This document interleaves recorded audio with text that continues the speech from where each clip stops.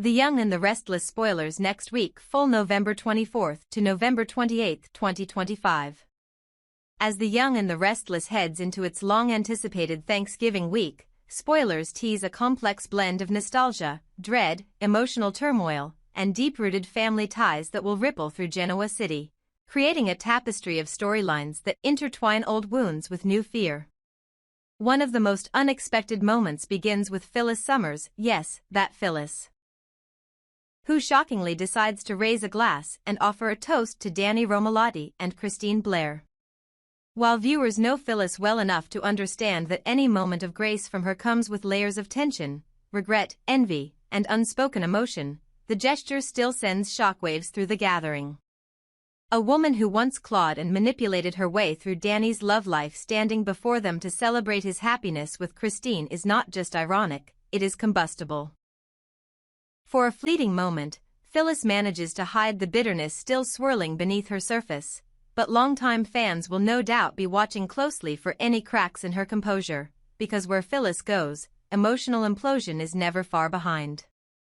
Meanwhile, over at the Abbott mansion, a warm but fragile sense of family reunion begins to take shape as Ashley Abbott returns home for Thanksgiving.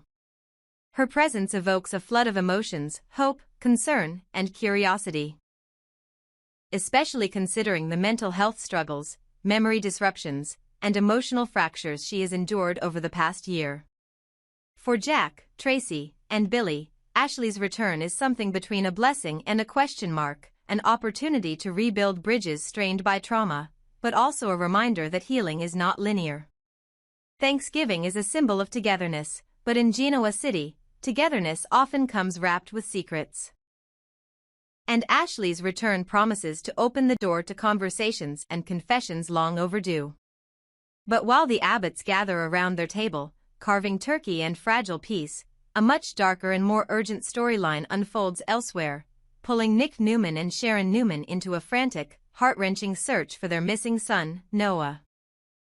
The weekly YNR promo reveals tension so thick, so raw, that viewers can practically feel the cold wind sweeping across the abandoned landscape where Nick and Sharon find themselves, standing in front of what appears to be an old warehouse or storage facility. The building looms in the dim light, rusted metal, broken windows, and the unmistakable aura of danger. The kind of place where terrible secrets hide. The kind of place where a parent's worst fear might come true. Nick's voice shakes as he shouts, "Noah, are you in here?" "It's Dad. We're here for you." His desperation echoes into the empty structure, swallowed by shadows and silence. Sharon stands beside him, her face pale, her hands trembling as she scans the surroundings. Every step she takes is heavy with dread.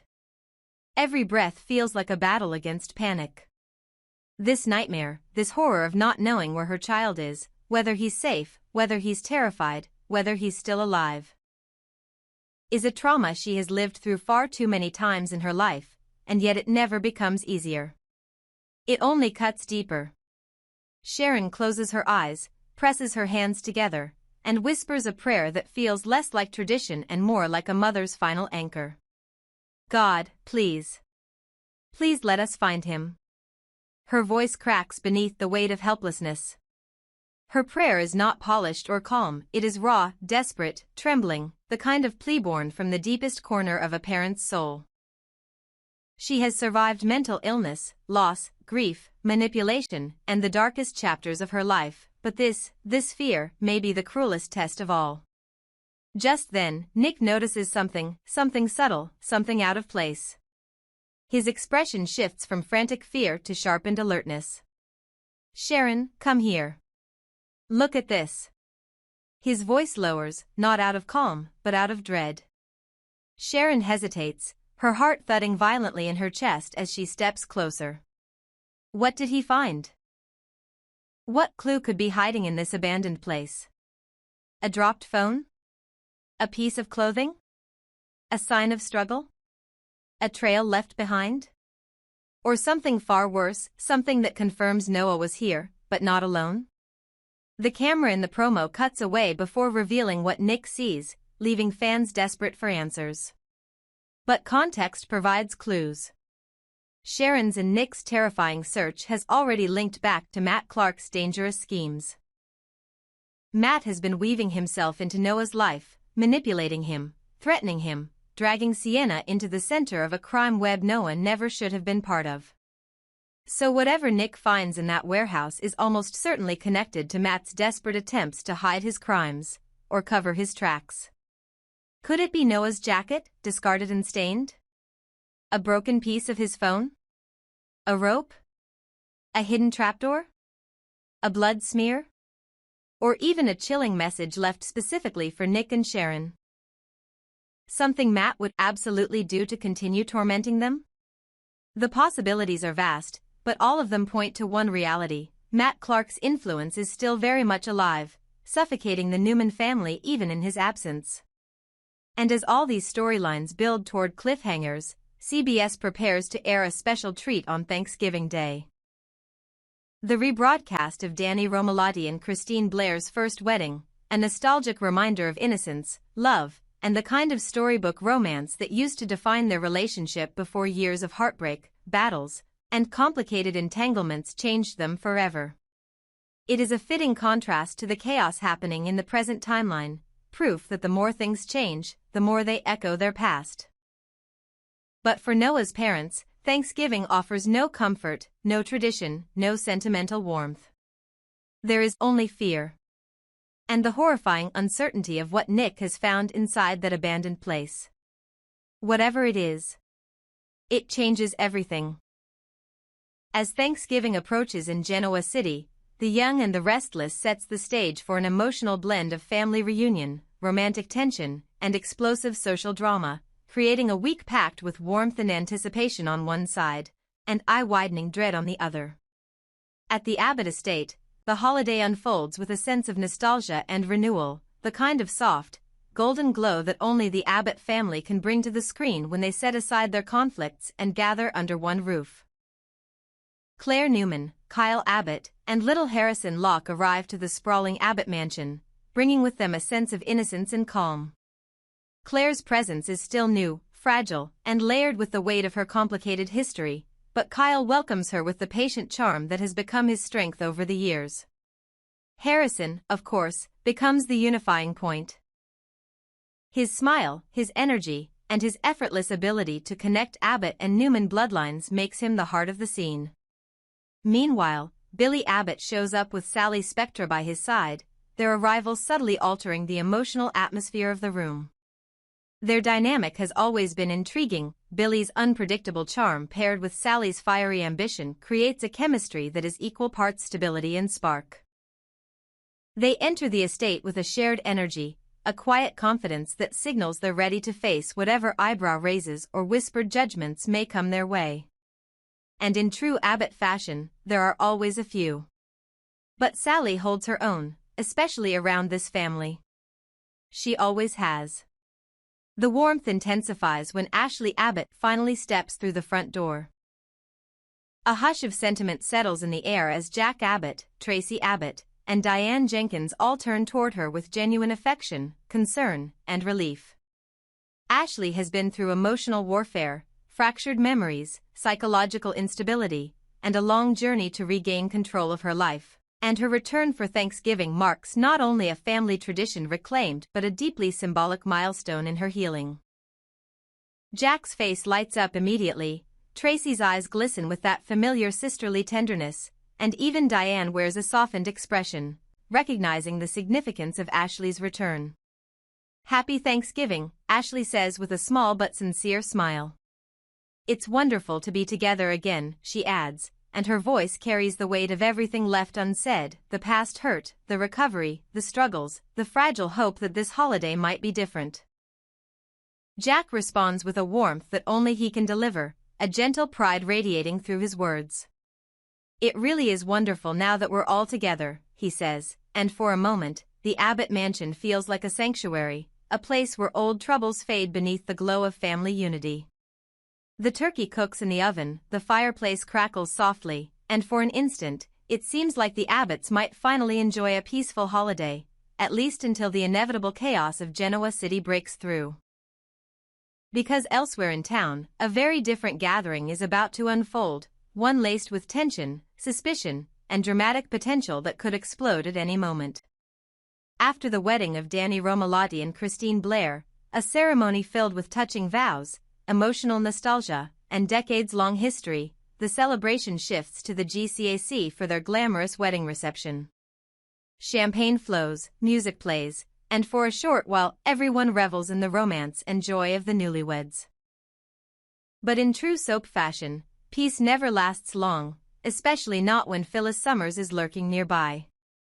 Just as the guests begin to settle in, laughter floating through the room, the double doors of the GCAC swing open, and Phyllis Summers strides in with Kane Ashby at her side. Their arrival cuts through the celebration like a blade, instantly commanding attention. The chatter dies. Forks freeze midair. Heads snap around. A collective ripple of shock and suspicion spreads across the room. Because when Phyllis shows up uninvited, or even invited, something always happens. She doesn't walk into spaces quietly or blend into crowds, she arrives like a spark thrown onto dry leaves, unpredictable and highly combustible. And tonight, with emotions already charged from the wedding, her presence sparks an electricity that no one can ignore. Kane tries to maintain a neutral posture, but even he seems tense, likely wondering why he agreed to accompany her into what is guaranteed to become a social battlefield. Phyllis, on the other hand, seems completely unaffected by the stares drilling into her from every direction. She scans the room with a boldness only she possesses, an unbothered, almost daring confidence that borders on reckless. Then she does the unthinkable. She raises her voice enough for everyone to hear and boldly announces, I'd like to make a toast. Immediately, every pair of eyes is locked on her. The murmurs begin. Guests exchange glances that range from confusion to disbelief to flat-out horror. Some whisper, "Oh no," others mutter, "What is she doing?" Even those who try to remain polite can't hide their shock. After all, this is Phyllis Summers, Danny's ex-wife, Christine's longtime nemesis, and the woman who has been part of more chaos in their lives than anyone else in Genoa City. A toast coming from her is not a gesture, it's a warning. But the real question hanging in the air, charged like a live wire, is, what will Phyllis say? Will she offer genuine congratulations, surprising everyone with maturity and grace? Or will she cloak a passive-aggressive dig under the guise of celebration? Will she praise the couple, or expose old wounds? Apologize, or ignite new battles? The entire room braces for impact, because with Phyllis, unpredictability is the most predictable thing of all. The promo intentionally cuts away before revealing Phyllis's actual toast, leaving viewers suspended in tension. Will this be a moment of redemption? Or another spectacular crash? And with Kane standing beside her, is this a united front? Or is he merely along for the ride as Phyllis prepares to detonate yet another bombshell on Genoa City's most fragile newlyweds?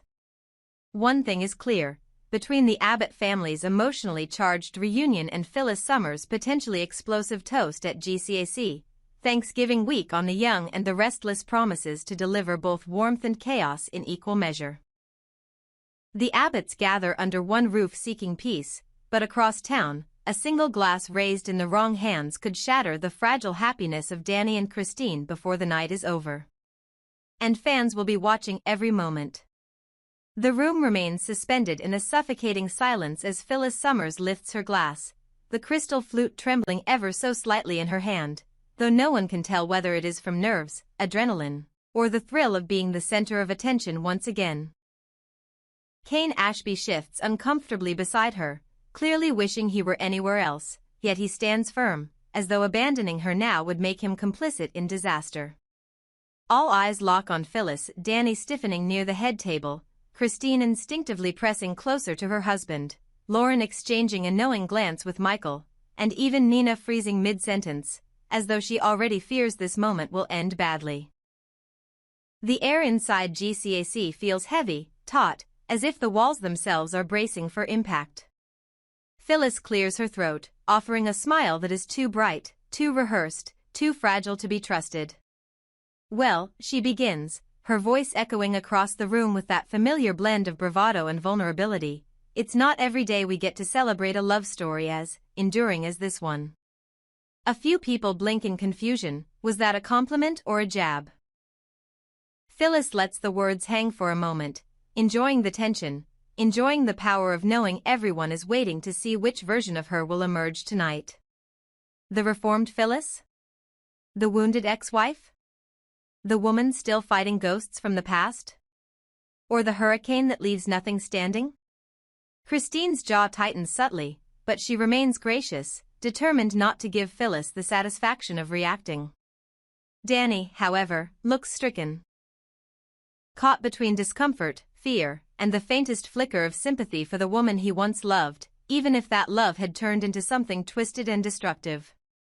Phyllis's eyes sweep across the room, landing for a moment on Christine, then on Danny, and finally on the faces of those who have judged her, forgiven her, hated her, and feared her in equal measure. I know, she continues, raising her voice slightly, that some of you probably expected me to cause trouble. A few throats clear. Someone mutters under their breath. Lily lets out the smallest sigh of dread. Kane nearly winces.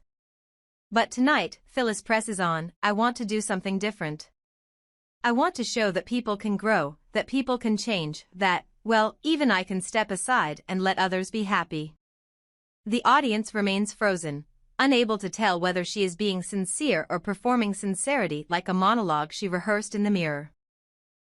Phyllis turns to Danny and Christine, her expression softening in a way that feels real enough to be unsettling.